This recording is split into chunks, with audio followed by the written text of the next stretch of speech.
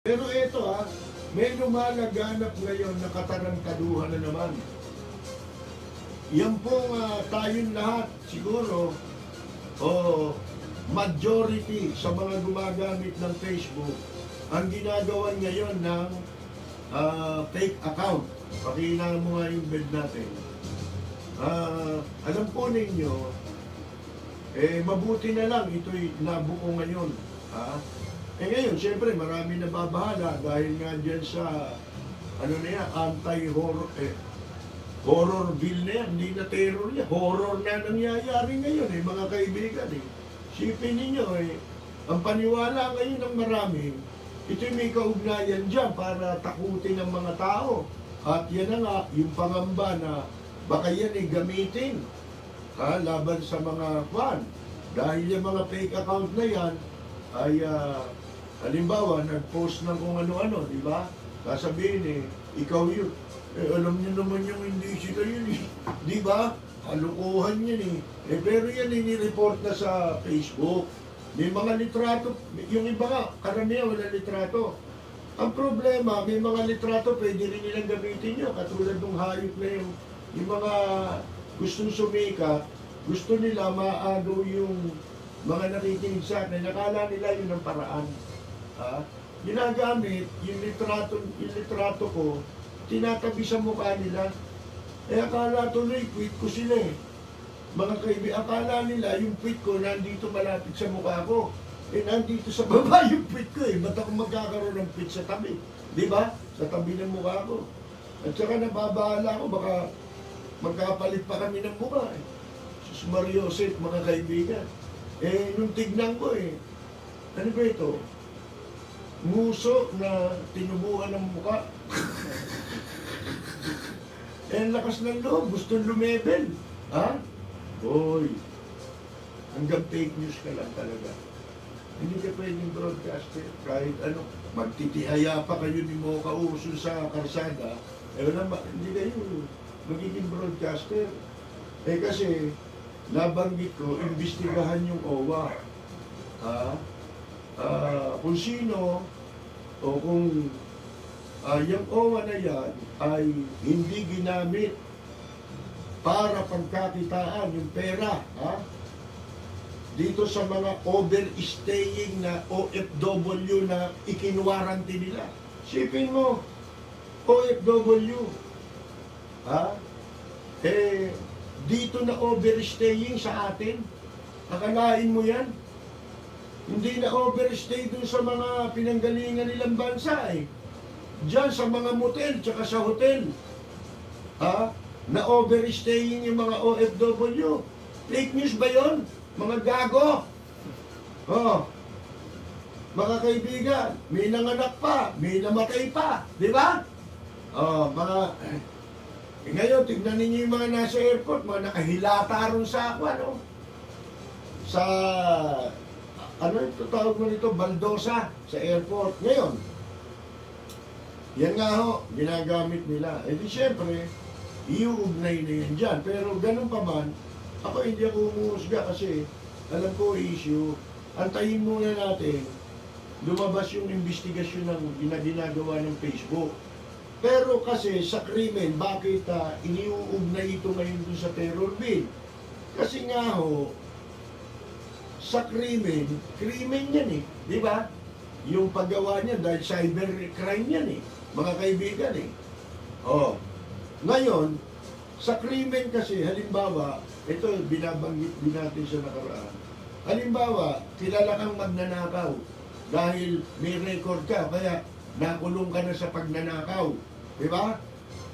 Ngayon, nasa isang community ka, kilala ka nga roon. Ultimong barangay chairman do, alam, magnanakaw ka. Ex-combi ka, di ba? Kaso mo, pagnanakaw. May nangyari ngayon na nagkaroon ng nakawan sa barangay nyo o kaya sa community nyo. Sino unang pag-iinalaan doon? Yung may kaso ng pagnanakaw. Ganon din dyan. Ang unang pag-iinalaan mo dyan, sino ba yung mahilig gumamit ng kawalangyaan sa pamamagitan ng pagpapakalat ng fake news gamit mga faking account, sino ba yan? E di yung mga troll na na-identified sa administrasyon ni Pangulong Duterte, di ba? Oh, katunayan yung mga account niya, sinara ng Facebook eh. Di ba? Yung unang nabuko na inireport na mga ginagamit sa trolling, mga kaibigan, sa bashing. Hindi ba pinagsasara lahat ng, ano yan, ng Facebook? Kaya, ang suspecha kagad sila. Ako naman, although, posible yun, kaya lang, ang Facebook may ginagawang sariling investigasyon. Kaya siguro ilang araw lang yan. Ang gagawin nyo lang, pagka kayo ginawa ng fake account, ganito modus nila. Ang modus operandi nila, halimbawa ako, ginawa ako eh. Meron akong dalawang nakita eh. Pero na-report na yun. Ang totoo nun, kung ako, hindi ko makikita. Bakit? Ako yung ginawa ng fake account, gumawa sila. Ang pangalan ko ginamit, walang litrato. Oh. Ano ang dahilan ba't hindi ko makita? Pagkagawa ng account, ibablock ka nila. Para hindi mo malaman na may account ka. Eh nakakatakot yun. Eh pero, sintido ko mo lang yan eh. Eh bakit ko gagawin yun? Magkakaroon ako ng ibang account. Di ba? O eh, parehong pangalan. Pagkatapos, eh kung ano, mga kaibigan, yung pecha, ang pagbabasihan lang yan eh. Kailan pa ako nagkaroon ng account? Matagal na eh. Tapos ito bago, tapos itong bagong to, magpo-post ng kawalang yan. Eh paano naging ako yun? At saka yan, may mga IP address yan eh. Kaya lang, yan ay pwedeng gamitin. Yun ang ikinababahala ng iba. Ang pangamba, baka yan ay gamitin para kabansagang terorista. Gawin kang terrorist suspect ka sa terorismo, mga kaibigan. Bago mo maipaliwanag, nakulong ka na. Di ba? Mga kaibigan. Sana kung may gagamitan nila ng sintido kumunyan. Eh hindi. Kaya marami ngayon ang nababahala. Pero ganun pa man, i-report nyo agad. I-report nyo na fake account or pretending to be me, gano'n, or someone, ganyan, mga kaibigan. Ngayon, nagtataka sila, bakit pinapayagan ng Facebook yan? Kasi po, gusto nga ng Facebook yan eh. Sa totoo lang eh. Gusto nila yan eh. Dumadami yung user nung Facebook. Pero, palagay ko naman, meron silang gagawin sa issue ito. Bakit? Sapagkat inilalagay nila sa panganib ang maraming tao. Kaya, palagay ko, action na yan. Ngayon, ang rekomendasyon natin, para hindi na nila magawa yan, dapat kara-karaka. Dahil, halimbawa, dito lang sa atin nangyayari yan. Hindi rin eh. Pati yung mga taga-abroad, nakakilala ko, ginamitan sila ng ganyan. Anyway, pagka nga ho, halimbawa, ginamit yung account ninyo, no? Nagbukas ng ibang account. Mapapansin ninyo, yung mga kaibigan mo, hindi rin nila alam yung mga friend mo sa Facebook. Bakit? Tinitingnan nila siguro, pipili sila ng mga tao na ibablock din nila, kasama nilang ibablock. Tapos gagawa nila ng account na katarantaduhan, mga kaibigan. Kaya yan ho, dapat ang solusyon lang dyan, dahil ginagawa ngayon dito yan, dapat sa isang particular country, pwede yan eh, di ba? Sa Pilipinas. Ang gagawin, mas mabuti nga kung buong mundo nila gawin to eh. Dahil may trolling din sa ibang bansa. Dapat pag-submitin na nila ng requirements. Ang lahat ng mga, kahit yung may mga existing account. Otherwise, bibigyan ka halimbawa ng time frame. Kung hindi mo ma-submit ito, isasara Facebook account mo. dapat maging ganyan ang policy. Di ba? At yung mga magbubukas ng bagong account, dapat alam nilang may pangalang existing na gano'n. O, halimbawa, Percy Lapid, baliktarin mo man yun, Lapid Percy. Pagka gano'n, magduda na sila. Di ba? Ano ang katunayan mong ipipresenta? Siyempre, yung mga dokumento na magpapatunay na ikaw yun. Di ba? O, mga kaibigan.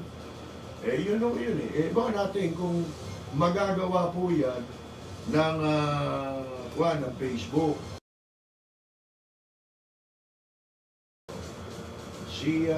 Wag nyo na lang intindihin. Kasi ganito yan.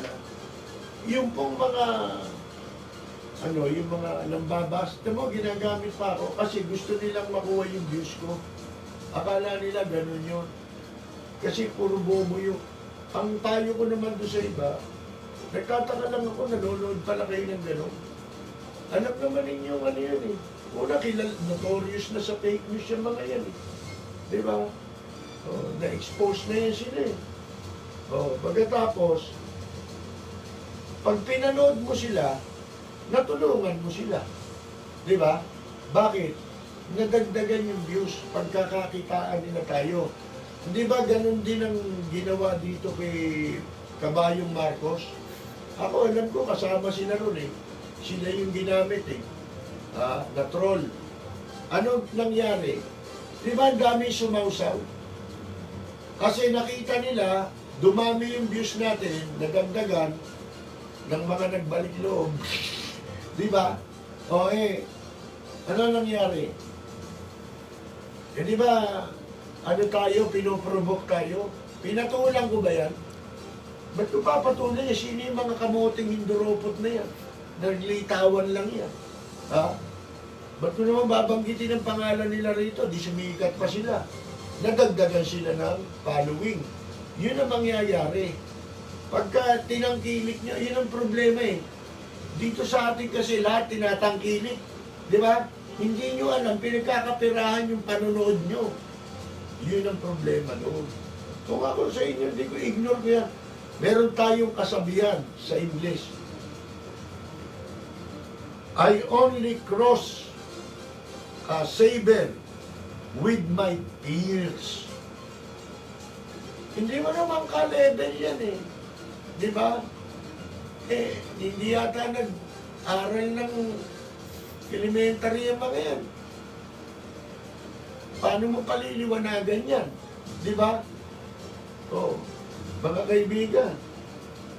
Hindi ba? Kita mo naman. Kami nagbabase lang sa sinasabi ng balita. At kung ano ang nilalaman ng balita, doon kami tumatalakay ng issue. Subukan mong subukan ng issue yung mga yan, wala masasabi yan. Kasi ang pinag-aralan niyan, manira eh. Di ba?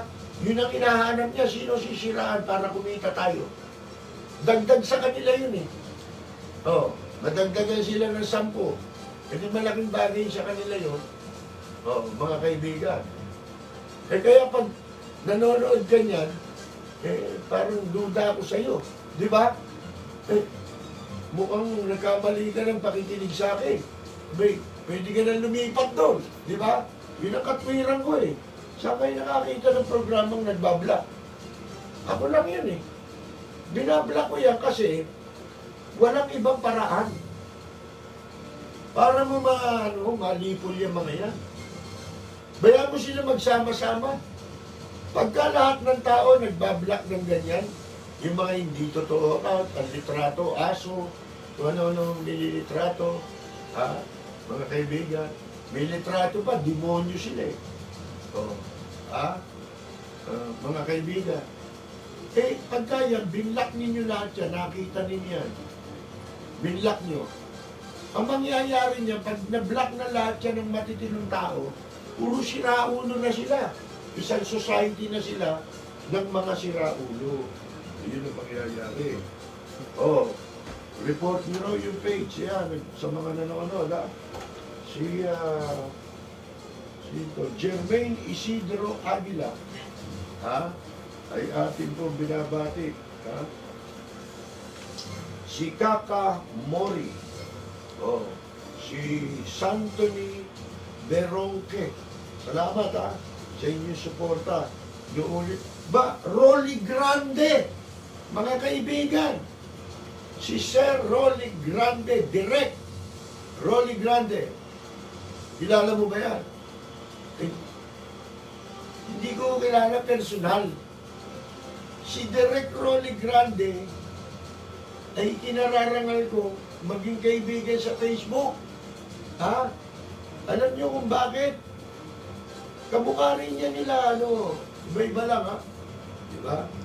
Rolly Grande, nung maliit ako, una kong napanood sa television, sina Ramon Zamora, sina Mitch Valdez, mga kaibigan. Anong programa sa TV? Super Love In. Sino direktor? Rolly Grande, mga kaibigan. Direct, mabuhay ka. Si ang ating idol, ang PBA icon, Ricky Relosa. Pinabati po natin. Siyempre si Purel Salvo, idol din niya sa radyo nung araw. Mga kaibigan, dito po sa Maynila, kaya lang, sila po ipawang nasa Estados Unidos na nakabase.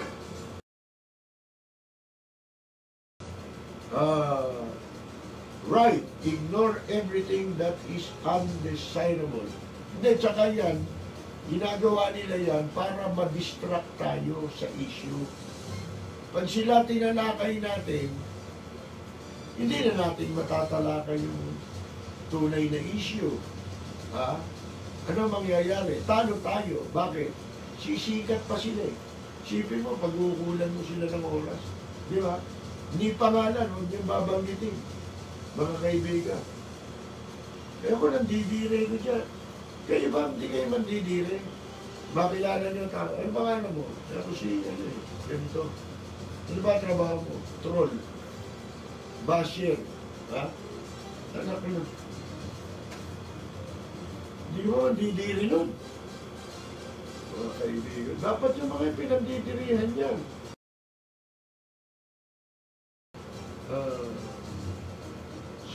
Alam niya, huwag niyong babanggitin sila rin sa program natin. Yung mga troll, yung mga basher ko. Ang inaantay niya, patulang ko sila eh. Di ba? Ba't naman ako papatol sa gustong makilevel, di ba? Sipin mo, tagal ko sa radyo. Itong mga ito, nag-Facebook lang. Mga kaibigan. Ilang taon na ba kayo? Di ba? Parang nakita ko kanina na nanonood sa atin si Miss Christy Lim, ang buting anak ni nag-iisang mayor, alamat ng Maynila. Hindi lang alamat ng Maynila, alamat ng Pilipinas si Lim. Mga kaibigan, dahil si Lim, nagsimulang pulis, di ba? Naging hanggang sa makarating ng general, patrolman. Naging sekretary ng DILG, naging director ng NBI, naging senador. Si Mayor Lim po ay pinanganak, pero walang magulang na nag-alaga sa kanya. Hindi siya nakatikim ng aruga ng sariling magulang. Dahil siya iniwan sa ampunan. Alam niyo, buhay ni Mayor Lim, di ba? Kaya si Mayor Lim, alam niyo, nung ako, tinanggal ko sa isang istasyon ng araw, dahil sa pagrarally namin labang kay Dilima, yung araw na yun, inalis ako doon sa impila na yun. Hindi ako nagpapakita kay Mayor Lim naman. Pero nabalitaan ni Mayor Lim ang nangyari sa akin. Ilang araw pagkatapos. Ito, hindi ko mga makakalimutan. Kaya hindi nyo maiaalis na ako, mahalin ko yung mga tao nagmahal sa akin. Hindi ako nakatikim ng pera. ng ng pakinabang si Mayor Lim. Negosyo, wala lahat yan. Ang naging mga pakiusap kong pabor kay Mayor Lim, pag may mga nakakapit, may nangangailangang ipagamot. Yan lang mga natutulungan natin. Pero pagdating sa mga ganyan, wala. Pero alam niyo, si Mayor Lim, nung tinanggal ako sa isang istasyon, Mayor ng Maynila yan. Ilang araw, tumawag sa akin ng isang mataas na opisyal ng City Hall. Pare, pinapupunta ka ni Mayor Lim dito. Makipagkita ka raw sa kanya. Bakit naman o? Hindi, yun ang sabi. Pumunta ako na City Hall. Pagdating sa akin, pagkausap sa akin, ano nangyari sa'yo? Anong ginawa niya sa'yo? Sabi niya, pabayaan mo yan, dito ka sa akin. Sabi niya ni Mayor Lim. Hindi rin. Sabi, dito ka lang sa tabi ko, huwag kang aalis. Umalis din ako eh. Ano gagawin ko ron? Susundan ko si Mayor Lim kahit sa magpunta. Hindi tayo gano'n eh. Ibig lang sabihin ni Mayor Lim, pinakikita niya, yun ang hindi ko mga makakalimutan tagpo. Ganon ang hinahanap nating pagtitiwalaan nating tao. Hindi yung natulungan mo't lahat, kakalimutan ka. Si Mayor Lim, alam niya pag may nagawa kang kabutihan sa kanya, hindi niya yung kakalimutan. Kaya hindi ko rin siya kakalimutan. Di ba? Yung taong tapat sa akin, pagkatapatan ko yun. Ano man ang mangyari. Yung tao hindi tapat sa akin, ba't ko naman pagtatapatan yun? Di si Raulo lalabas ako nun, di ba? Mga kaibigan, hindi ko makakalimutan yan. Naramdaman ko pa parang ikinabahala pa naman nakapaligid kay Mayor Lim yun. Yung sabi ni Mayor, dito ka na sa akin. Anong gusto mong Naku, mahirap yan. Wala akong alam dyan eh. Di ba? Nasabi ko na sa inyo. Kasi marami rin opportunity dumating sa akin, pero alam ko ang ko eh. Alam ko ang limitasyon ko. Hindi ako naggagahasa ng kapalaran. Hindi ko ginagahasa ang kapalaran para pumabot sa akin, mga kaibigan. Hindi ko pinagsasamantalahan ng pakikipagkaibigan. Si Bobet Bernadas, ba? Veteran musician. Si Bobet to ang galing mag-keyboard niyan. Yan una ko nakita yan sa grupong The Music Making Company. Isang show band na banda niya ni ang manager niya si Gary Lacey nung araw. Diba? Ngayon, solo yan. Nag-akumpanya ng mahusay na singer sa Manila Hotel. Mga pwesto rin dyan. Kaya lang, pinagbawal muna. Wawawa naman itong mga kaibigan natin. Ba ito, mga kaibigan, umaba tayo. Babati-bati tayo rito ng mga kikinig sa atin, nanonood sa atin ngayon, mga kaibigan, Si Mang Lucio Casil, ito'y matagal na nating kaibigan to. Pinagmamaneho tayo ng taxi nito nung nandun pa tayo sa dating ipilan Binabati natin si Mang Lucio Casil, si Toftof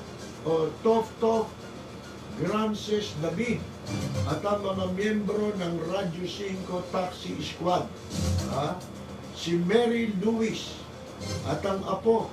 Alam ba ninyo, meron tayo pinakabatang nanonood sa atin sa YouTube.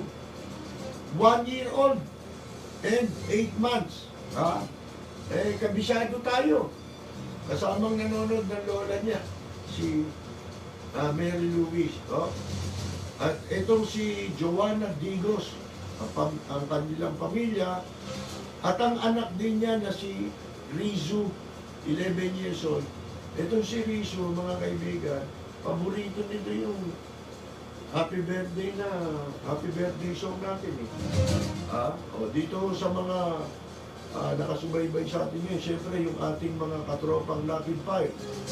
Bigyan niyo ako ng feedback dito po sa ating live streaming. Alam po ninyo, hindi pa ho ganap na maayos ito. Merong tayong iniintay na mas magandang internet connection, mga kaibigan, para hindi tayo nababalahaw, hindi tumitigil ang ating internet. Bigyan niyo ako ng feedback sa dating ng ating tunog itong ating programa dahil kanina lang inayos ito eh. Yung ating mga katropang Lapid Fire, si Arlene Monbarias ng Amsterdam, binabati natin. Si June Di Valencia, isang singer, actor. Si Rosita DC, sino pa ba? Yung iba yata, hindi pa alam, ano? Mga kaibigan, si Jerry Lim ng California, si Charlie Fry, mga kaibigan, pati ito, maraming account na ginawa, mga fake account, gamit ang kanyang pangalan. Si Maria Cruz ay binabati natin. Si Alvin Samson ng United Kingdom. Si Victor Nicolas, musician ito si Victor Nicolas, mga kaibigan. Si Susana de los Santos na ating katropa. Si Christian Ocampo Malonzo. Yan.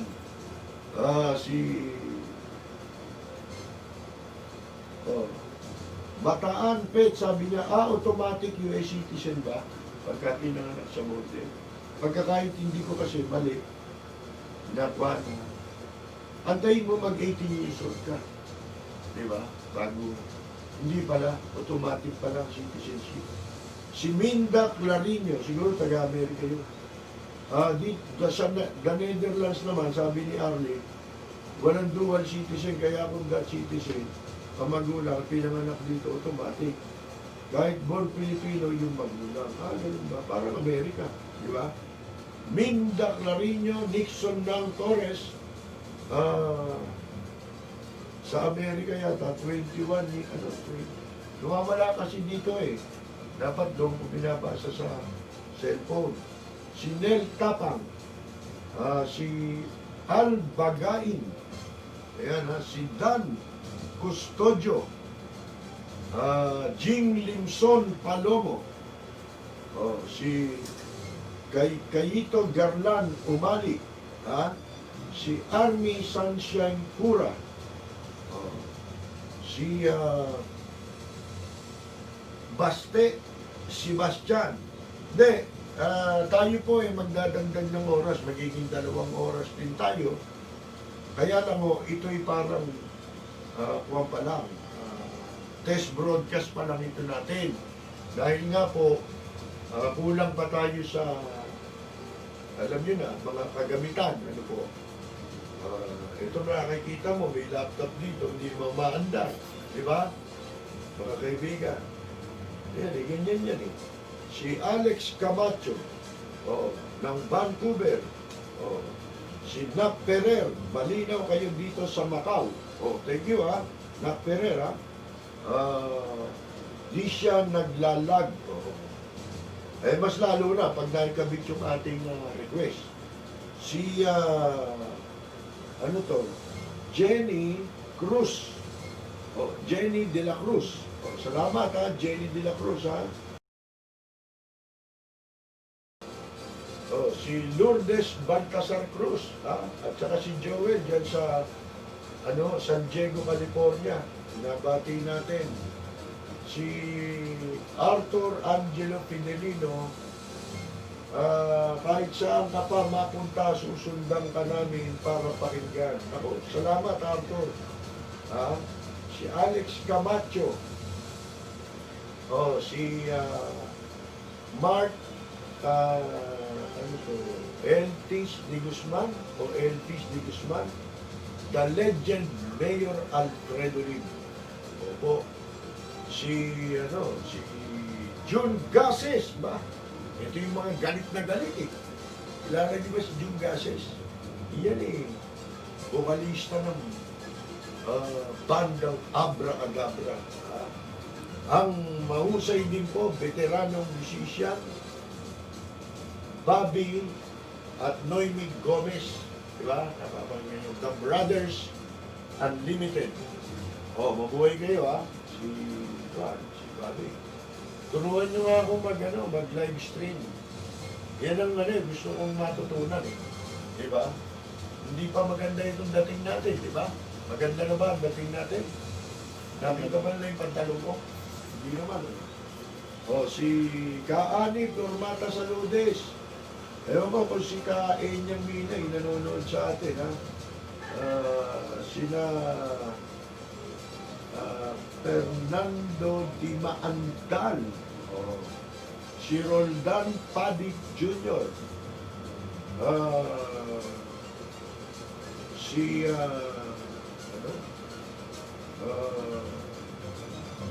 kayo mag-report nung katarantaduhan ginagawa ng grupo ni Mocha, si Bobetsu Santos, si Rafa Valera, si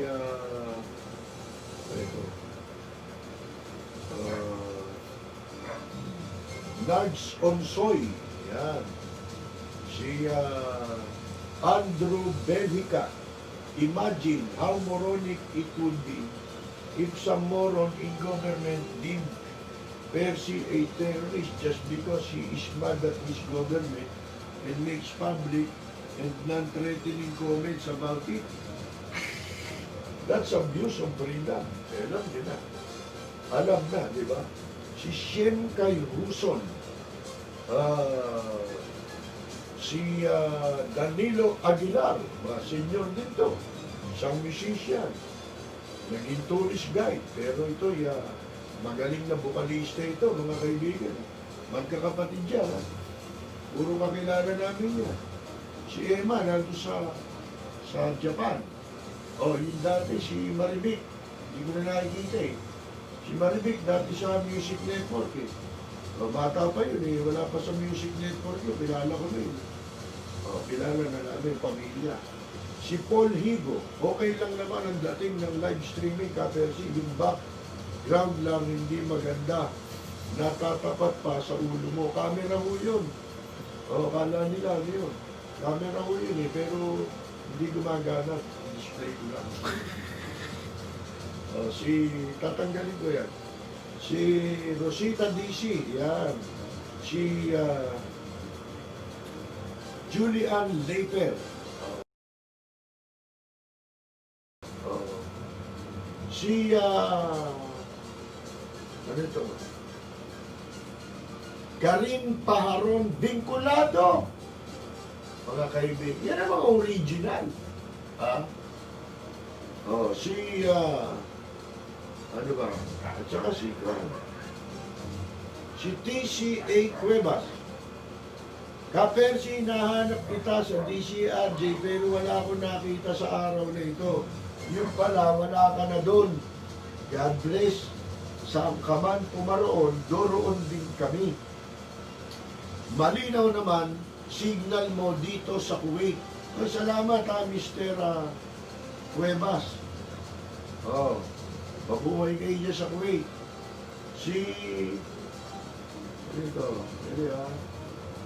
Carolina Luge na ating pong katropa sa Italy.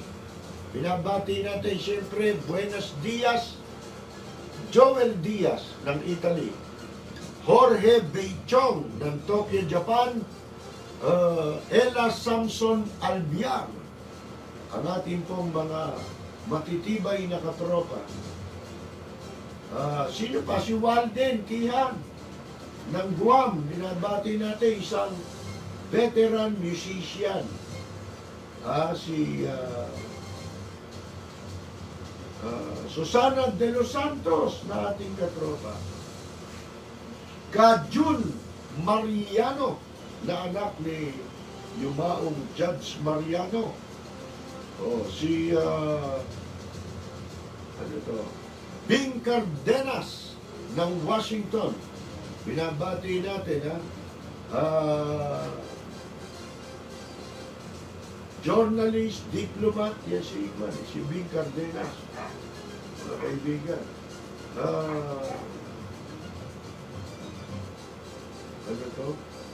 Si Santoni Beronque.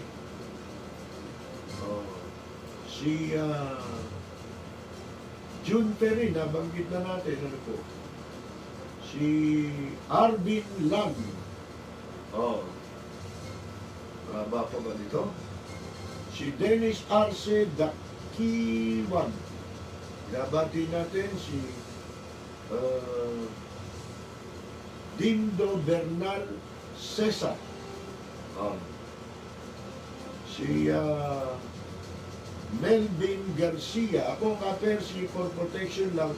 Alam na ninyo na may napasang horror bill na nahahay. Marlon Lopena Constantino ng West Covina sa California. Nabati natin, Celestino Otome. Mirna Bondok. Si June Gases, mga kaibigan.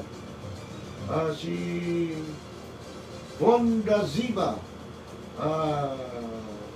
Si kain niyang pala yun. Kahit saan daw ako magpunta. Eduardo Valdivia. Si Eduardo Valdivia ay yan po yung singer. Banda rin po yan. At itong huli, na-picture siya sa Itbulaga noon, yung James Taylor. Siya yung nag-viral sa social media na umakanta ng kanta ni James Taylor. Sinabig nung asawa. Di ba? At dahil doon nakilala siya, di ba? Ano yan family birth control din pala, original. Si Marites Daan. Wala na pong manonood sa kabila. Si Joel Cruz, nabati na natin, di ba? Sa San Diego, California. Erickson Flores, watching from Los Angeles, California. Thank you. Si Nelson Bobleñas, binabati po natin.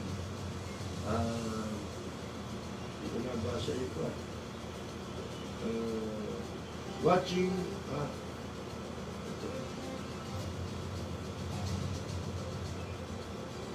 Doha, Qatar pala, si Nelson Beblañas. Malinaw, ang setup na lang ang kulang. May mga maganda setup dito, ano ba gagawin ko rito? Si Rogie Tortalapino ng Cebu. Mabuhay ka, Rogie. Isang artist din po pala ito si Rogie. Patunayan nag-watercolor siya, si Pacquiao. Ang ganda nung ginawa niya. Mga kaibigan, Si Reginald Santos, watching from Kingdom of Saudi Arabia. Si Anthony Pardo. Alam nyo kasi gusto ko, yung mga video ninyo, may mga OFW na hindi makauwi. Meron ako dito Pinadala sa akin, nananawagan Hindi ko naman ma-play. Kaya kami nagtitest broadcast pa dahil bago ako mag-2 oras, gusto ko kompleto yun mapanood nyo. Ngayon lang magda2 oras na yata tayo. Si Raul Villanada na ating pong katropa, si Ismaeli Pabatini, isang writer po at broadcaster din. Matagal ko nakasama ito sa dati naming ipilan. Maliit nga, pero lintik naman kami ron, di ba? Ang mga may-ari. Ba, Antonio Sanaw ng Radyo Pilipinas. Ha? Binabati po natin. Mga veterano yan, yung mga kasabayan ko yun. Ang ganda ng boses niya, si Tony Sanaw. Mga kaibigan.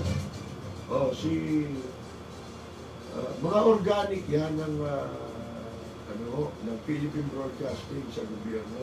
Organic sila eh.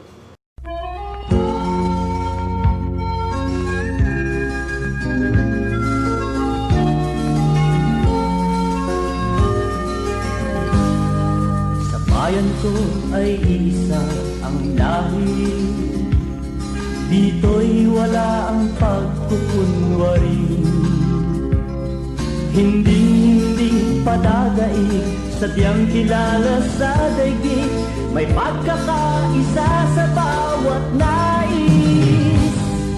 Ang bayan ko'y punong-puno ng yaman, bakit ito'y kailangan pang iwanan? Hindi nga ba't anong sarap mabuhay ng buong ganap? Sa bayan mo, sumabit man yaong wakas. Dito sa bayan ko, lahat kami pantay-pantay. Walang nang aapit, ang pag-ibig ay tunay. Dito sa bayan ko, dito'y makikilala mo ang isang kaibigang nagmamahal sa'yo.